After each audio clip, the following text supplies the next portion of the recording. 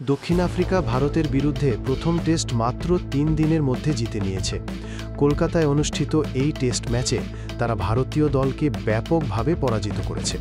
এই দুর্দান্ত জয়ের মাধ্যমে দক্ষিণ আফ্রিকা কেবল ২ টেস্ট সিরিজে ১-০ ব্যবধানে এগিয়েই যায়নি, বরং ইডেন গার্ডেনে 53 বছরের পুরনো একটি রেকর্ডও ভেঙে দিয়েছে।